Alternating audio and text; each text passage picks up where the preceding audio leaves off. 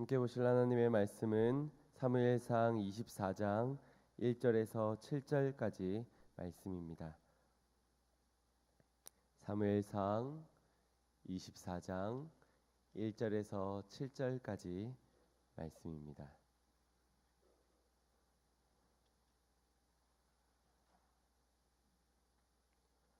(1절부터) (7절까지) 찾으셨으면 한 절 한 절 교독하겠습니다. 사울이 블레셋 사람을 따르다가 돌아오매 혹이 그에게 고하여 가로되 보소서 다윗이 엔게디 황무지에 있더이다.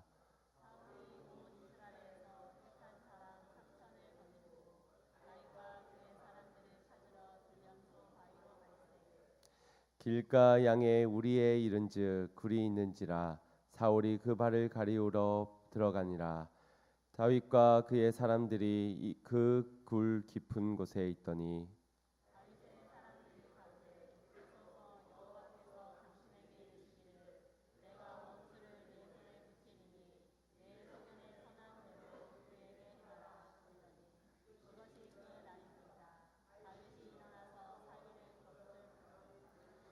그리한 후에 사울의 옷자락을 뱀을 인하여 다윗의 마음이 찔려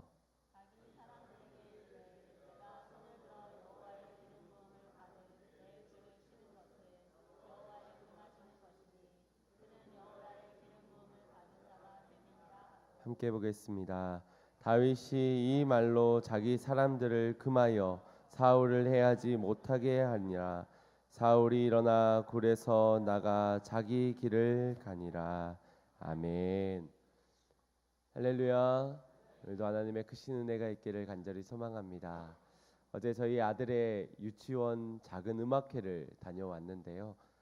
얼마나 사랑스럽고 기분이 좋던지 아이들 수많은 아이들이 앞에 서도 제 눈은 제 아들에게밖에 가지 않더라고요. 그래서 왜 이렇게 유치원을 다녀오기만 하면은 목이 쉬었는가 했더니 목소리를 얼마나 크게 내려고 소리를 지르는지 돌아오는데 부원장님이 다혜리가 제일 크게 소리를 질러가지고 감동받았다고 그러더라고요. 근데 그 중에 기억에 남는 한 친구가 있는데 그 친구는 분명 아마 연습 때는 잘 했던 것 같아요. 연습 때는 잘 했는데 그때 긴장을 했는지 당황을 했는지 남들은 다 악기도 치고 노래도 부르고 춤도 추는데 혼자서 멍하니 입을 벌리고 하늘만 쳐다보고 있는 거예요. 선생님도 당황스럽고 주변의 친구들도 당황스럽고 아마 그 부모님도 굉장히 당황스러웠을 것 같습니다. 그래도 제가 그 부모의 마음을 조금 생각해 보면은 아마 그렇게 아쉽기는 했겠지만 그래도 그 앞에서 한 해를 마무리하면서 그래도 건강하게 그 자리에 설 수 있다는 거, 그래도 그 앞에서 예쁘게 꾸며서 비록 아이들처럼 실력을 뽐내진 못했어도 그래도 그 자리에 서 있는 것만으로 모든 시선은 그 아이에게 고정되어 있었을 것 같습니다. 그 부모라면 말이지요. 하나님도 동일할 것 같습니다. 오늘 이 모양 저 모양으로 한 주간의 실패의 모습도 있겠고 또 어렵고 힘들고 슬픈 마음 또 기쁘고 행복한 마음으로 어떤 마음으로 이 자리에 나와서 어떤 모양으로 있든지 주님께서는 당신의 사랑하는 자녀들을 향해 한순간도 눈을 떼지 않으실 줄 믿습니다. 여러분들을 굽어 살피시며 이 시간 사랑의 눈빛으로 여러분을 바라보실 줄 믿습니다. 그럼에도 바라기는 이 시간 주님께 기쁨을 드릴 수 있는 몸짓과 고백과 중심으로서 하나님을 예배하는 예배자들이 되시기를 간절히 소망합니다.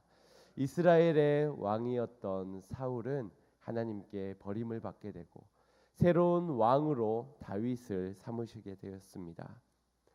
다윗의 머리를 기름 부을 때 다윗의 기분이 얼마나 좋았을까요? 형들을 쭉 제쳐놓고 자신에게 머리에 기름을 부어지는 그 자리에서 아마 그는 큰 기쁨에 휩싸였을 것입니다. 아마 하늘을 나는 기분이었을 것입니다. 그동안의 막내의 서름이 있던 만큼 형들은 다 좋은 옷, 좋은 먹을 거 다 입는데 자신은 물려 입으면서 허드렛 일만 하는 그런 모습 속에서 더 이상은 이 서름을 당하지 않아도 되겠다.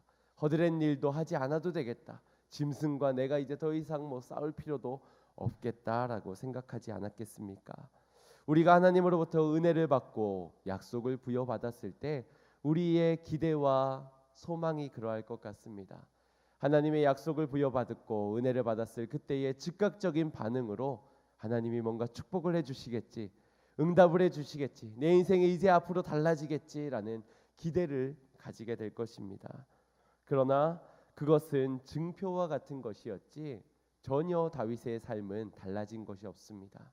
여전히 아버지의 양떼를 지키기 위해 들로 나아가야만 했고, 형들이 전쟁에 나아갔을 때에 그 전쟁터에 도시락 배달을 갈 수밖에 없었던 그런 처지였다는 것입니다. 기름 부음을 받았지만 다윗을 곧바로 하나님께서 왕으로 세우신 것이 아니라 하나님께서는 예비하신 광야 훈련 학교에 입소를 시키면서 그로 하여금 훈련받도록, 그리고 자라나도록, 성장하도록 주님께서 이끄셨다는 것입니다. 다윗을 하나님의 마음에 합한 왕이라고 그렇게 거듭나게 하기 위해서 미리 머리에 기름을 부으셨지만 그 길을 인도하시어 광야 학교로 보내셨고, 그곳에서 묵묵히 하나님의 뜻을 알고 하나님의 그 뜻에 순종할 수 있는 자로 만들어 가셨다는 것이지요. 그때의 가르침과 깨달음은 다윗의 평생의 피와 살이 되었습니다. 하나님의 마음을 시원케 해드리는 왕으로 살게 된 것입니다. 지난주 말씀에서 광야는 하나님의 살아계심을 경험케 되는 은혜의 자리라는 말씀을 나누었지요. 오늘 또한 광야는 비록 고난과 고통, 시련이 있는 척박한 땅이지만 그곳에서 배우고 깨닫고 훈련됨을 통하여서 하나님의 장성한 분량에 이르기까지 자라나게 하는 자리임을 믿으시기 바랍니다. 오늘 본문 24장 앞장인 23장을 보면 블레셋 족속이 유대 지경의 그릴라라는 지역의 사람들에게 침략하여서 그들이 한 해 동안 추수한 것들을 다 빼앗아가고자 하는 그런 침략을 벌였습니다. 이에 그릴라 사람들은 고통을 견디다 못해 다윗을 찾아가 호소하게 되지요. 우리를 좀 도와달라고. 그런데 우리가 생각해 보면 여러분들의 억울함을 누가 풀어줄 수 있습니까? 어렸을 때는 동생과 싸우면은 부모님에게 이 억울함을 호소합니다. 그런데 이웃과 싸웠을 때 더 이상 우리의 부모님이 우리의 억울함을 해소해 주지 못하고 우리는 경찰을 찾아가거나 법정을 찾아가게 됩니다.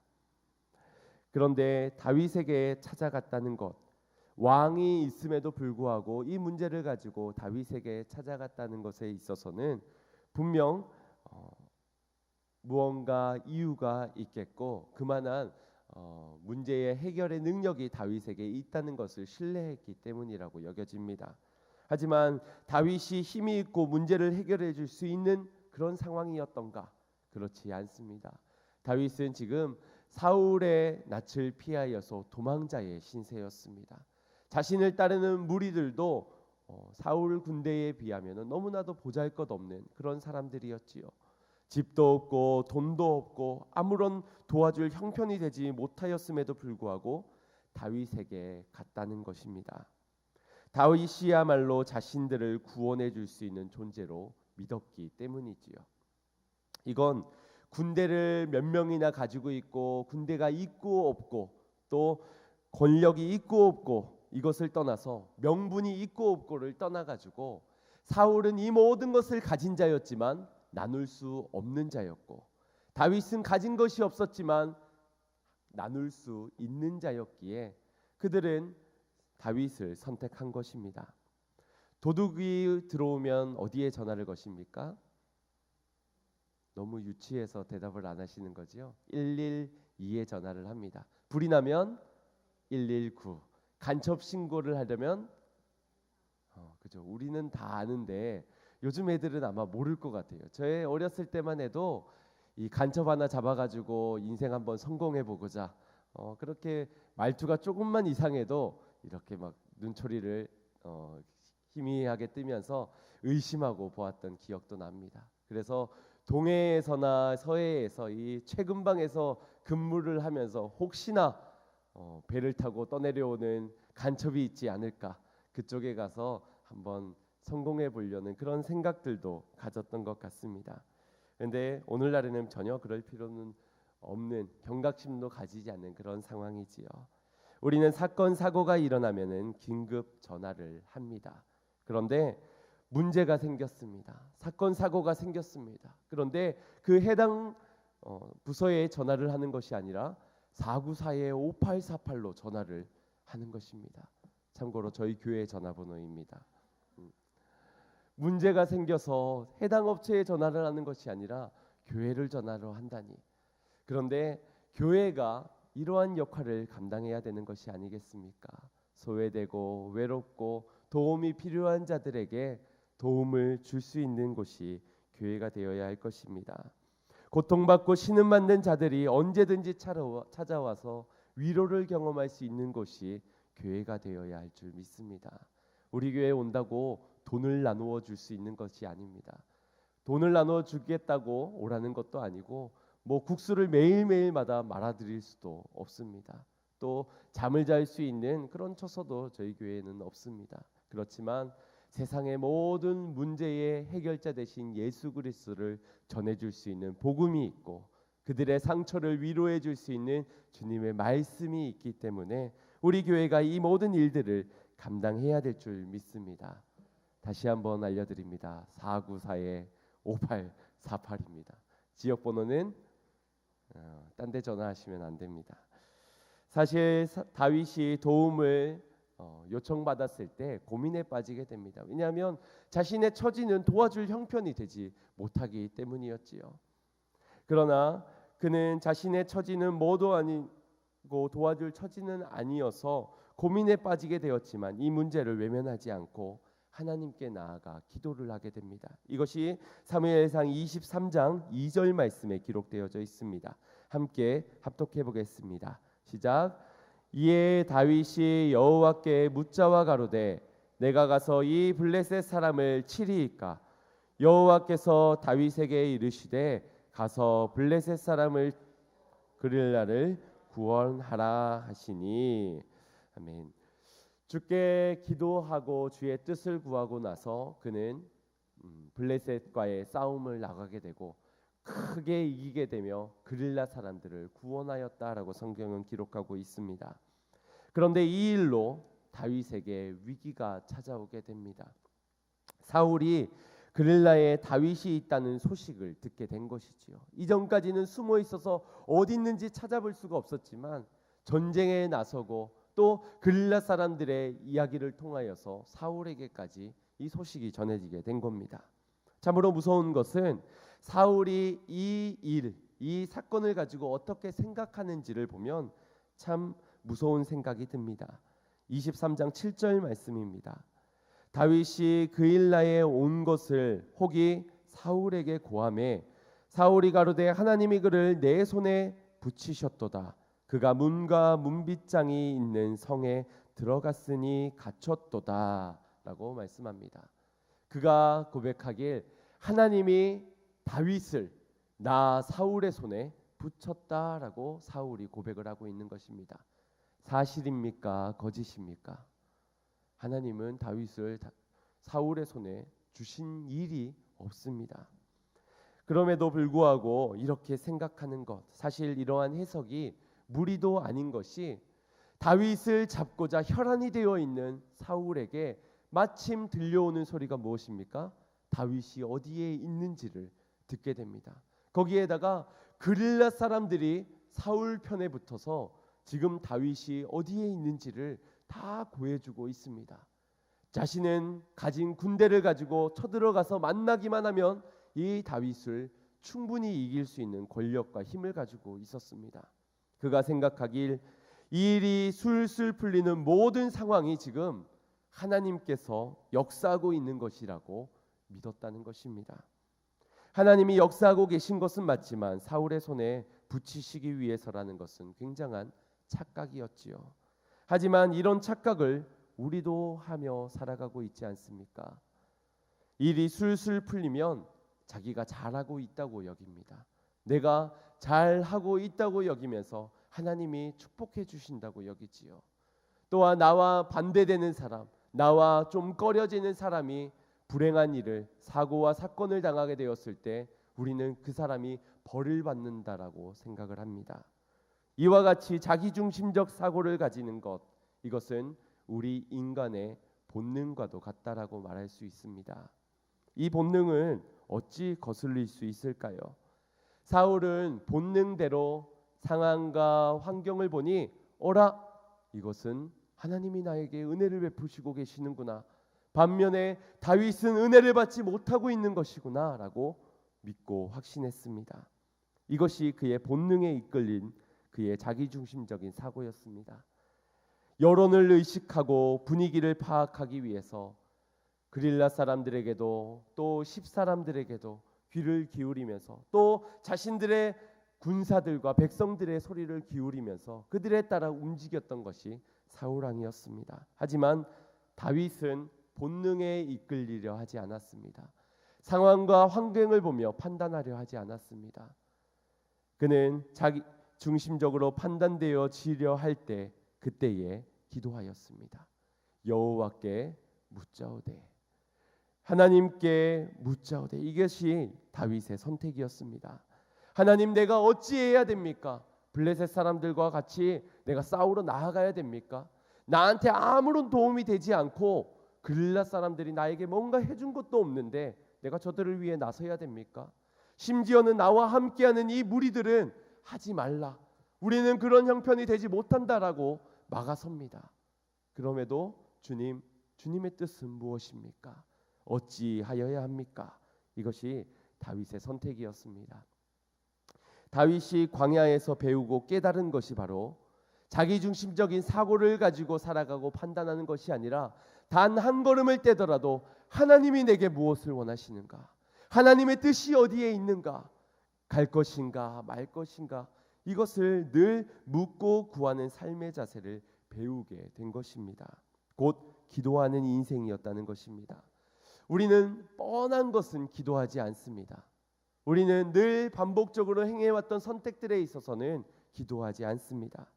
작은 문제, 하찮은 것들은 그냥 우리가 뜻을, 우리의 판단을 의지하려 합니다.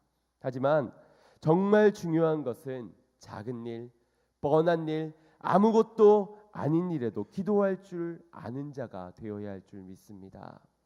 삶의 풍랑을 만나면 누구나 하나님께 기도하지요. 믿음이 있다면 하나님께 매달려서 통곡하며 어떻게든 해달라고 바지끄레기를 잡고서는 매달릴 겁니다. 하지만 잔잔한 파도에는 그것이 하나님의 뜻일 거라는 착각에 빠져 오류를 범하게 됩니다. 잔잔하니 잘하고 있다. 잔잔하니 지금 내가 옳은 선택들을 해나가고 있다고 말입니다. 요나가 그러하지 않았습니까? 니느웨로 가라는 하나님의 음성을 들었습니다. 하지만 그곳에 가고 싶지 않아 다시스로 가고자 하였을 때에 배를 타러 항구를 이르니 마침 다시스로 가는 배가 정착해 있는 겁니다. 때마침 내가 타기만 해도 출발하려고 하는 이 배가 준비되어지고 있는 것입니다. 그때에 아마 요나는 그렇게 생각했을 것입니다. 하나님이 예비하셨다. 내가 좀 잘못 들었나 보다. 다시스로 가라는 것을 내가 니느웨가 너무너무 싫은 나머지 하나님의 음성을 그렇게 잘못 들었나 보다. 아마 그렇게 생각했을지 모릅니다. 그리고는 배 가장 아래로 들어가서 잠을 청하게 됩니다. 기도하지 않는 자의 모습이 이러합니다. 잠을 자는데 밖에는 사람들이 분주하게 자신의 가진 재산들을 바다에 넘기며 또 자신들만의 신들에게 간곡히 도와달라고 살려달라고 요청하고 있을 때에 배 깊은 곳에서 잠을 청하고 있는 모습, 영적인 침체 가운데 잠을 자며 깨어있지 못하는 모습이 바로 기도하지 않는 자의 모습이라는 겁니다. 이 배가 가는 길이 축복의 길이라고 여기면서 말입니다. 어둠의 영이 주도해 가는 것, 이것이 바로 기도하지 않았던 사울의 모습이었습니다. 사울의 영과 육의 상황은 전혀 달랐습니다. 육은 사람들이 도와주고 권력과 힘과 부와 명예 모든 것들이 다 자신에게 다 손을 들어주고 있었습니다. 그러나 자신의 영은 악의 지배를 받으며 침체되어지고 침묵 가운데 그저 잠을 자고 있는 영이었다는 것입니다. 대세가 사울에게 기울어지는 듯한 현실에 사울의 마음은 아마 너무너무 기분이 좋았을 겁니다. 모든 상황과 여건이 자신의 뜻대로 펼쳐지고 있으니 말입니다. 반면에 다윗은 어떻습니까? 집도 없고 돈도 없고 믿었던 사람들마저 그를 외면합니다. 심지어 그릴라 사람들을 좀 전까지 도와주었는데 그 사람들이 배반을 하면서 사울에게 붙어버립니다. 하지만 모든 것을 잃고 모두가 그를 떠나도 주님만은 다윗을 떠나지 않았다는 것입니다. 사울이 온 군대를 동원하여 내려와도 소용이 없습니다. 하나님 한 분이 다윗의 편이 되어주니 그 결과가 어땠는지 아십니까? 23장 14절 말씀을 함께 합독하겠습니다. 다윗이 황무지 요새에도 있었고 또 십 황무지 산골에도 유하였으므로 사울이 매일 찾되 하나님이 그를 그의 손에 붙이지 아니하시니라. 아멘. 다 가졌고 모든 여건들이 다 열어주는 것 같았습니다. 그래서 매일매일을 찾아 나섭니다. 하지만 하나님 한 분이 다윗의 편에서 그를 숨기시니 그를 찾을 길이, 그를 해야 할 길이 없었다는 것입니다. 사울은 손에 잡은 것이라 여겼습니다. 부와 명예와 모든 사람들까지 자신의 편이니 다 내 것인 줄 알았습니다. 보장되어진 미래, 이 모든 약속과 축복들까지도 다 자기 것이라고, 자기 편이라고 여겼습니다. 하지만 잡은 줄로 알았던 모든 것들이 사라질 허상들이었고 헛된 것이었습니다. 이것이 바로 하나님이 없는 자의 인생, 하나님께 기도하지 않는 자의 인생이라는 것을 깨달으시길 바랍니다. 반면에 하나님과 함께하는 자의 인생은 어떠합니까? 모든 것이 자신을 외면한 것 같고 가진 것도 하나 없는 그러한 처량한 신세인 것 같지만 모든 것을 가진 자였습니다. 고린도서 6장 9절에서 10절까지 말씀도 우리 함께 합독하겠습니다. 시작.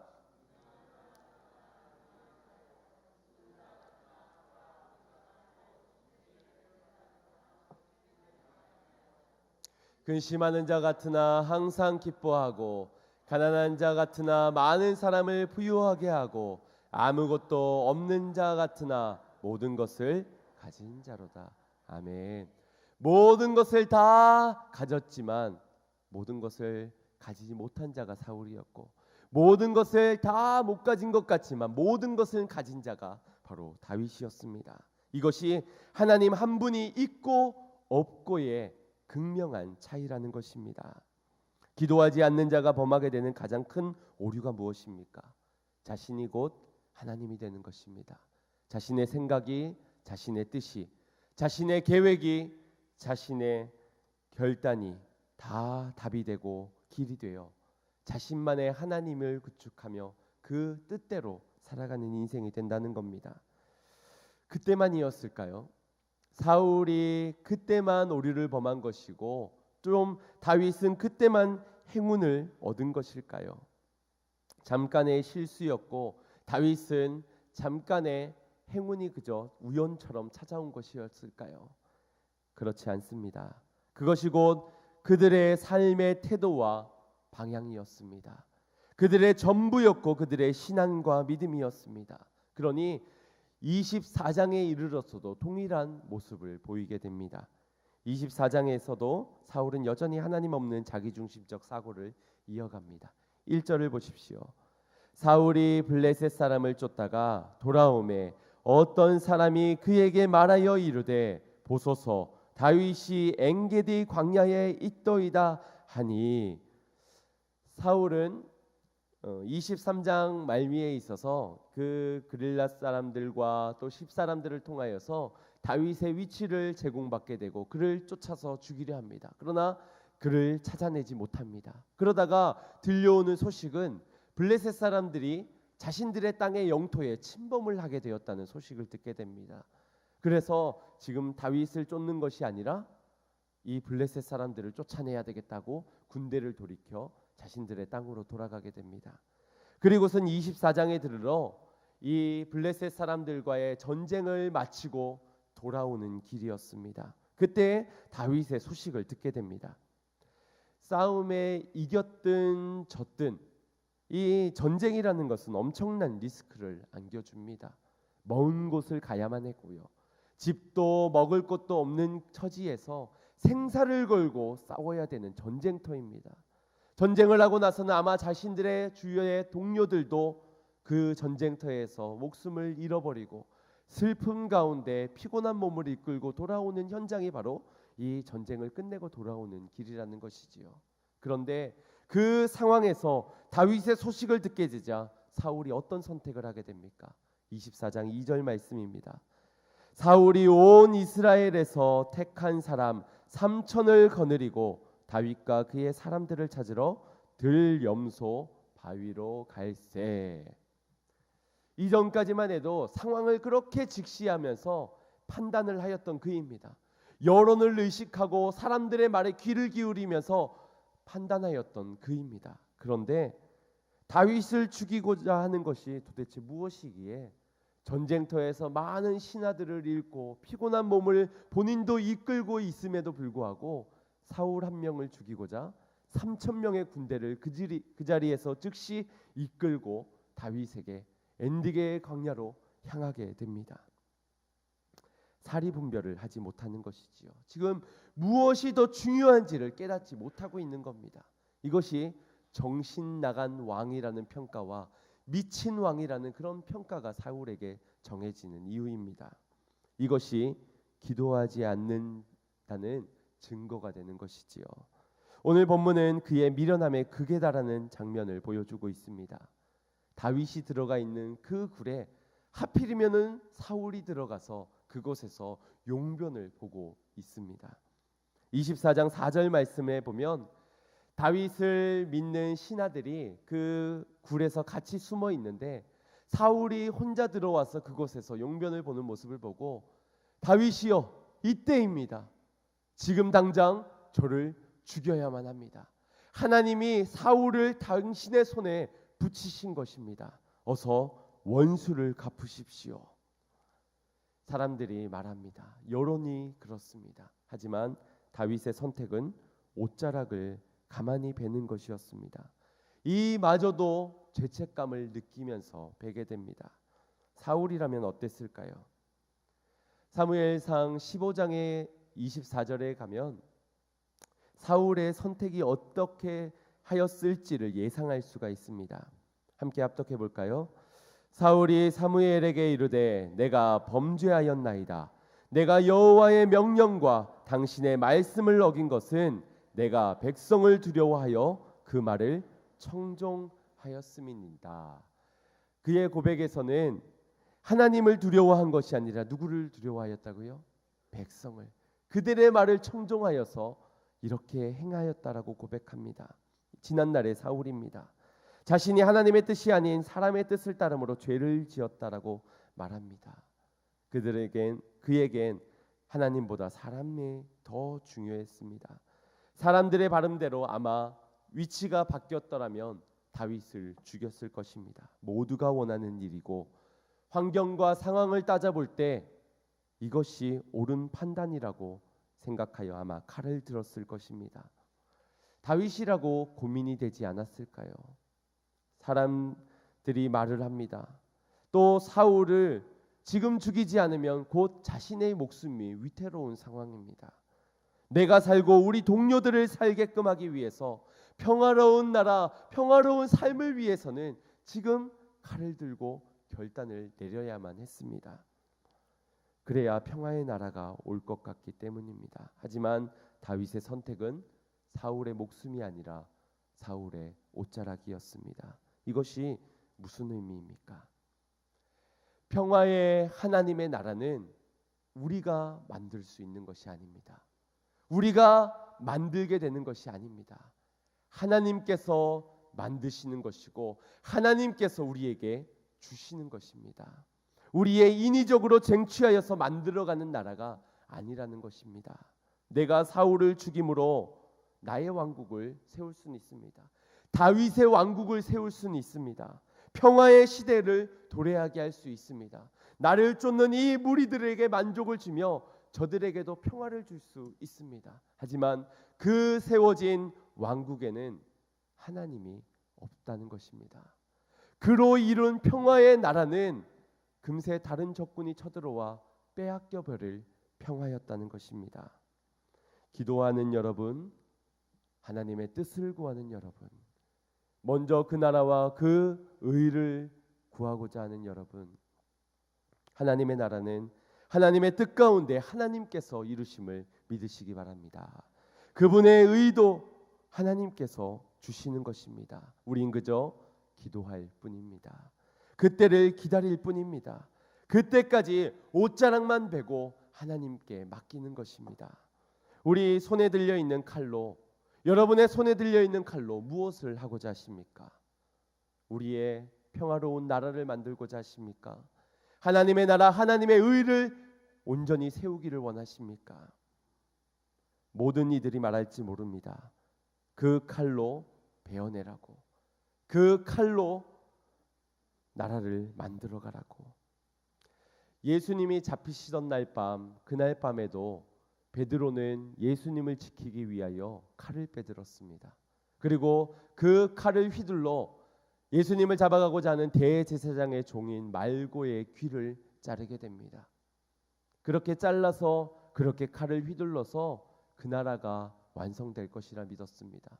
주님을 지킬 수 있을 것이라 여겼습니다. 그것이 하나님의 뜻이라고 여겼습니다.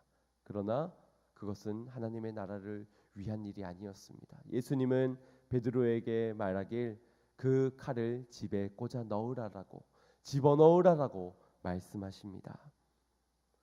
우리에게 주신 검은 어떠한 검입니까?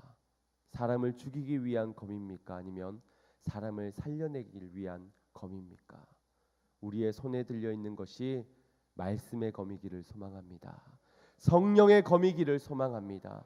멸망의 길로 가는 자들을 돌이킬 수 있는 성령의 검, 말씀의 금을 붙잡고 나아가시는 자들이 되길 바랍니다. 교만하고 완악한 마음으로 들고 있던 사륙하는 칼을 내려놓기를 원합니다. 우리의 왕국을 위해 빼든 칼을 내려놓아야만 합니다. 우리에게 들려있는 검이 하나님의 나라를 위해 성령의 검이기를 간절히 소망합니다. 말씀의 검으로 하나님께서 도래케 하시는 그 나라를 꿈꾸는 여러분들이 되시길 바랍니다. 결국 그때를 기다렸던 다윗을 통하여서, 기도하며 하나님의 뜻을 구하며 기다렸던 다윗을 통하여서 그 후대에 예수 그리스도께서 탄생하게 되십니다. 그로 그분의 탄생으로 인하여서 진정한 하나님의 나라가 완성되게 된 것입니다. 그러나 아직 도래하지 않은 나라입니다.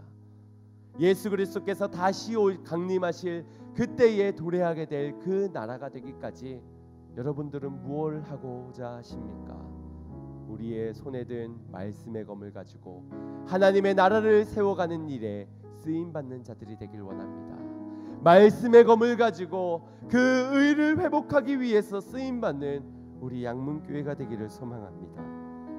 기도의 용사들을 통하여서 말씀대로 살아가고자 하는 자들을 통하여서 성령님께 나의 모든 자기중심적 사고를 내려놓고 주님께 이끌림 받기를 원하는 자들을 통하여 하나님은 그 나라와 그 의를 회복해 가실 줄 믿습니다.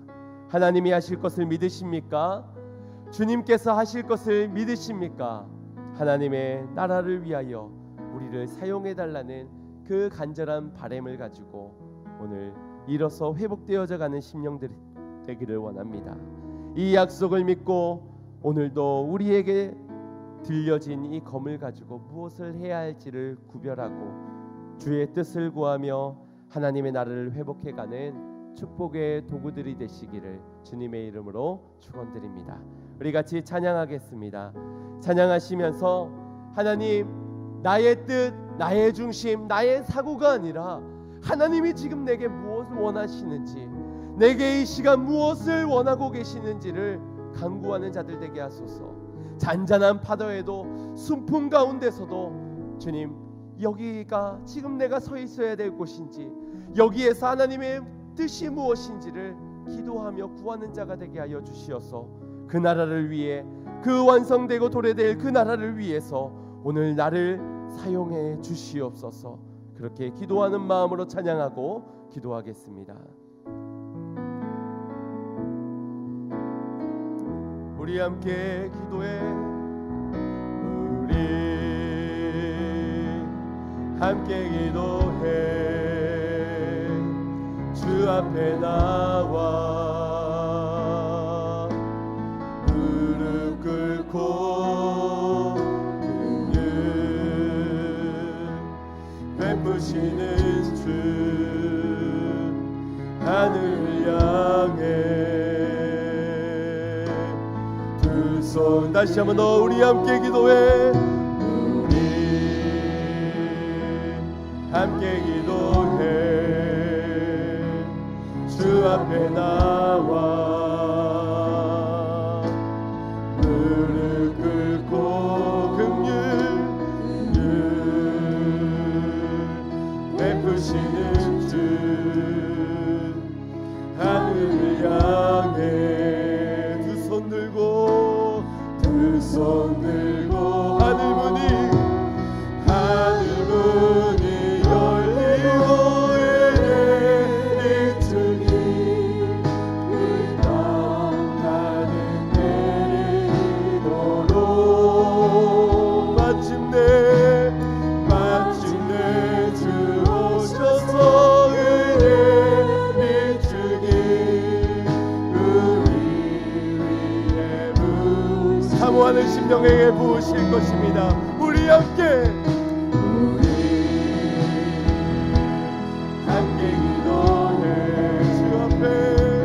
주 앞에 나와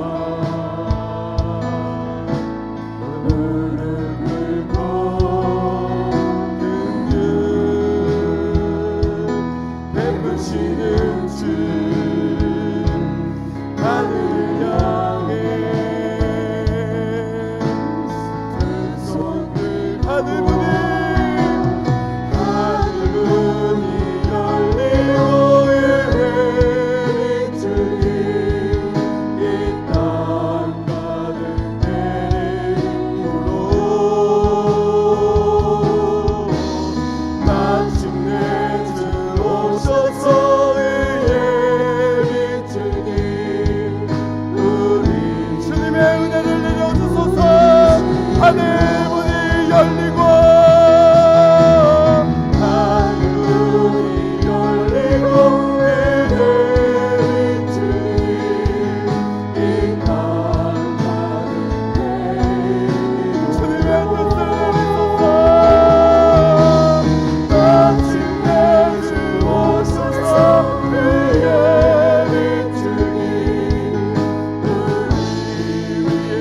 다시 한번 더 사모합니다.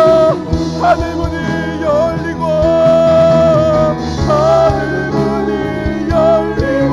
은혜 비추니 이 땅 가득 내리도록 마침내 주 오셔서 은혜 비추니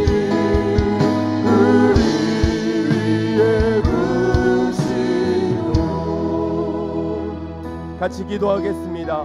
이 시간 합심하여 기도할 때 주님, 우리의 중심이, 우리의 중심적인 사고가 주님 하나님의 뜻이 아닌 내 생각, 내 판단대로 나아가고 있지 않습니까? 오늘 우리의 손에 든 검을 가지고 내 판단대로 앞서 죽이고 도멸하고 말살하며 그렇게 나의 왕국의 평화를 위하여서 오늘 우리는 그렇게 나아가고 있지는 않습니까?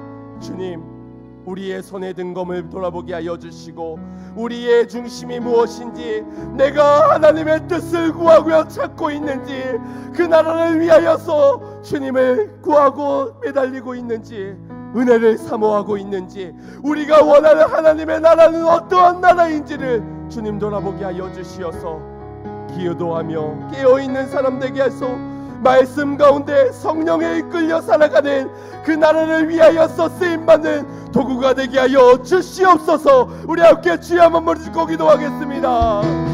주여.